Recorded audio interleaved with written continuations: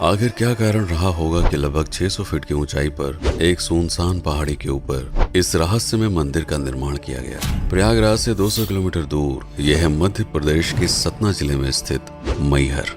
क्या इसका नाम मैहर इसलिए पड़ा क्योंकि यहाँ पर माता सती का हार गिरा था, या फिर हार से जुड़ी कोई और घटना है? क्या सच में ये मंदिर 1000 वर्ष पुराना है? और क्या सच में यहाँ पर आल्हा उदल फूल चढ़ाने आते हैं, या फिर बात कुछ इससे भी ज्यादा गहरी है? ऐसे ही रहस्यों से भरे हुए इस मंदिर में रोज हजारों की संख्या में लोग दर्शन के लिए आते हैं और नवरात्रि में यह संख्या विकराल हो जाती है। आखिर क्या है इस मंदिर का रहस्य? YouTube पर मैहर के ऊपर अनेक वीडियोस में सबसे अधिक महत्व पौराणिक कथाओं को दिया गया है। कुछ में इसे अज्ञातवास के दौरान पांडवों द्वारा स्थापित किया गया बताया गया है, और कुछ में कहा गया है कि इस मंदिर को 8वीं सदी में आदि शंकराचार्य ने बनवाया था। भविष्य पुराण, आलाखंड, पृथ्वीराज रासो के अलावा कवि जगनिक रचित लिखित साक्ष्यों के आधार पर इससे जुड़ी कई कहानियां हैं। भारतीय परिवेश में जब कोई कथा बहुत अधिक प्रसिद्ध हो जाती है तो उसमें वास्तविक एवं काल्पनिक घटनाओं के मिश्रण से ये तय कर पाना बहुत ही कठिन हो जाता है किस कथा को कितना अधिक महत्व दिया जाए। जो बात तर्क पर होगी हम सिर्फ उसी पर चर्चा करेंगे और उसी पर इस वीडियो को केंद्रित रखेंगे। आल्हा उदल का इतिहास।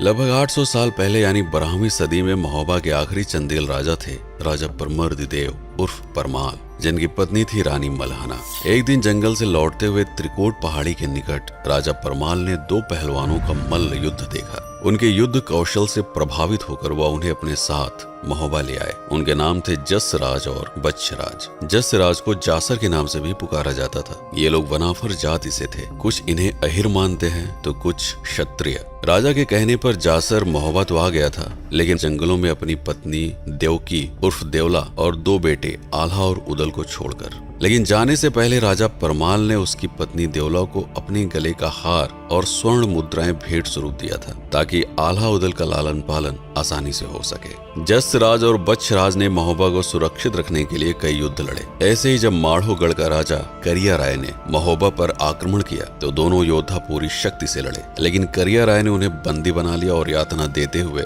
बनाफर कबीले तक ले आया। पत्नी देवला और दोनों बेटों आल्हा उदल के सामने उनका सिर काट दिया, ये कहते हुए कि जो भी राजा परमाल का साथ देगा उसका यही अंजाम होगा। राजा परमाल के द्वारा दिए गए हार को भी उसने देवला के गले से ऐसे छीना कि नस कट जाने से उसने भी प्राण त्याग दिया। जाते जाते उसने कबीले के लोगों से भी लूटपाट की और बस्ती को तहस नहस कर दिया। तब आल्हा ने यह प्रण लिया कि जब तक वह करिया राय को मारकर अपने माता पिता की मृत्यु का बदला नहीं लेगा तब तक चैन से नहीं बैठेगा। कबीले की सुरक्षा के लिए वह पहाड़ की ऊंची चोटी पर जाकर रहने लगा, ताकि चारों दिशाओं में नजर रखकर दूर से आती हुई शत्रु सेना की जानकारी पहले से ही कबीले के लोगों को पहुंचा सके। लेकिन आल्हा समझ नहीं पा रहा था कि अपनी मां का बदला कैसे ले। इसी चिंता में पहाड़ी पर सोते हुए एक रात आल्हा ने सपने में अपनी मां को देखा, जो एक दिव्य रूप में नजर आई। अचानक उन्होंने करिया राय की गर्दन से लटक रहे अपने हार को छीनकर उसका गला काट दिया और पहाड़ी में समा गई।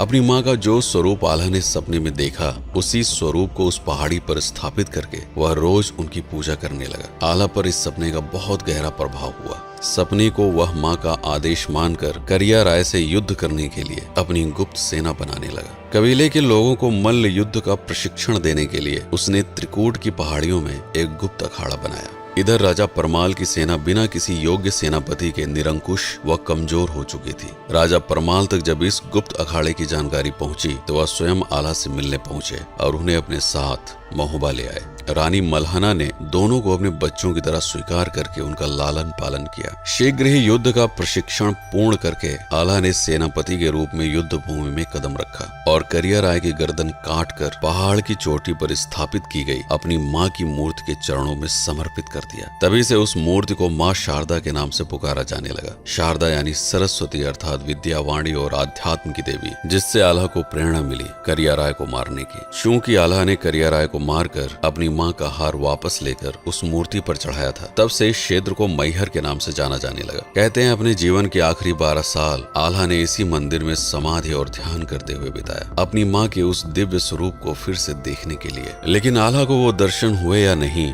ये कोई नहीं जानता। और सबसे बड़ा रहस्य है आल्हा की मौत को लेकर। आल्हा की मौत कैसे हुई इस बारे में कोई भी प्रमाण नहीं है। कुछ लोग मानते हैं कि आल्हा ने समाधि की परम अवस्था हासिल करके अंतर्ध्यान हो गए, तो कुछ का कहना है कि उन्होंने इस पहाड़ी के भीतर बनी किसी गुप्त गुफा में हमेशा के लिए समाधि ले ली। पर्याप्त साक्ष्य न होने के कारण स्थानीय लोग ऐसा मानते हैं कि आल्हा आज भी जीवित हैं और रोज भोर होते ही माँ की आरती करने आते हैं। मैहर के इस अनसुलझे रहस्य को समझने के लिए आपको सपने और समाधि के रहस्य को समझना पड़ेगा। आखिर हमें सपने क्यों आते हैं, कौन सी रहस्यमय शक्ति इसके पीछे काम करती है, इसे समझने के लिए सपनों का रहस्य पर मेरा ये वीडियो अवश्य देखें। गुरु गोरखनाथ की कथा और उदल की मौत। उदल की मौत कैसे हुई, ये भी एक तरह का रहस्य है, जिसका उत्तर हमें गुरु गोरखनाथ की इस कथा से मिलता है। कहते हैं जब माता शारदा की ख्याति दूर दूर तक फैली और लोग दर्शनों के लिए यहाँ पर आने लगे, तब एक दिन गुरु गोरखनाथ जी यहाँ पर माँ के दर्शन के लिए पधारे। ये वो समय था जब करिया राय को मारकर आल्हा एक बड़े भाई होने के नाते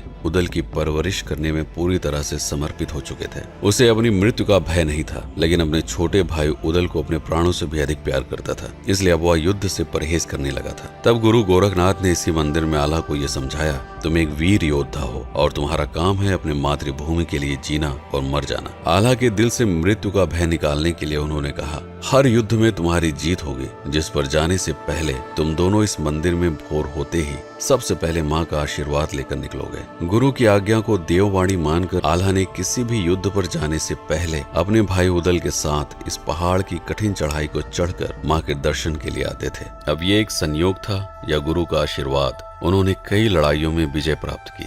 आल्हा खंड काव्य के अनुसार उन्होंने 52 लड़ाइयां लड़ी थी, जिसमें से 51 में उनकी जीत हुई। हालांकि इतिहासकार इन तथ्यों को सटीक नहीं मानते। पृथ्वीराज चौहान युद्ध कथा, उदल की मौत। आज से लगभग 1000 साल पहले पृथ्वीराज चौहान ने बुंदेलखंड की धरती पर अपने साम्राज्य का विस्तार करने के लिए महोबा पर आक्रमण किया। राजा परमाल ने आल्हा उदल को इस युद्ध का कार्यभार सौंपा। युद्ध से कुछ दिन पहले आल्हा ने अपने भाई उदल को सेना की तैयारी के लिए महोबा में ही छोड़कर मां शारदा के दर्शन के लिए मैहर अकेले ही आ गए। लोग कहते हैं कि शायद यही वो कारण था जिसकी वजह से पृथ्वीराज चौहान के साथ युद्ध करते हुए उदल वीर गति को प्राप्त हुए।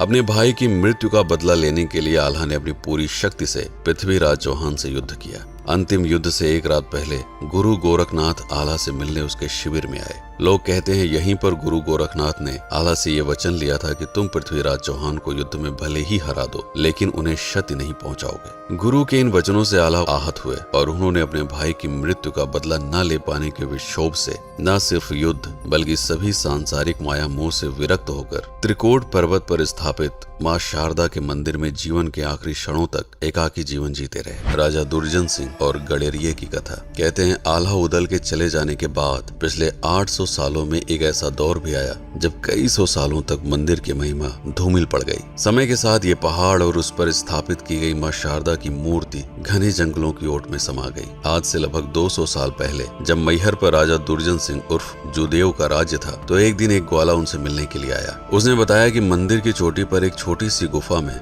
माँ की एक मूर्ति है, जिसके गले में एक हार है और उसके आसपास भी तरह तरह के आभूषण फैले हुए हैं। देखने से ऐसा लगता है कि वह मूर्ति सैकड़ों साल पुरानी है। सभा में मौजूद इतिहास की गहरी समझ रखने वाले एक मंत्री ने शंका जताई कि शायद ये वही मूर्ति हो सकती है जिसके बारे में कहा जाता है कि आल्हा ने स्थापित किया था। राजा दुर्जन सिंह तत्काल ही उस चरवाहे के साथ वहां पर पहुंचे और सारी बातें सच निकली। सैकड़ों साल पहले लोगों द्वारा चढ़ाए गए आभूषण आज भी उस मूर्ति के आसपास बिखरे हुए थे। मैहर को आर्थिक रूप से पुनः संपन्न बनाने के लिए उन्होंने मंदिर का निर्माण कराया और पहाड़ी के चारों तरफ घुमावदार सीढ़ियां बनवाई। मंदिर के प्रचार प्रसार के लिए भी उन्होंने एक समिति का गठन किया और इस तरह से आज मैहर माता का मंदिर दूर दूर तक अपनी पौराणिक और ऐतिहासिक ख्याति के लिए जाना जाता है। आज न सिर्फ पर्यटन बल्कि कई फैक्ट्रियों से भी मैहर की अर्थव्यवस्था चलती है। आशा है आपको ये वीडियो पसंद आया होगा। ऐसे ही ऐतिहासिक एवं धार्मिक स्थलों के ऊपर तथ्य के साथ प्रमाणित वीडियो देखने के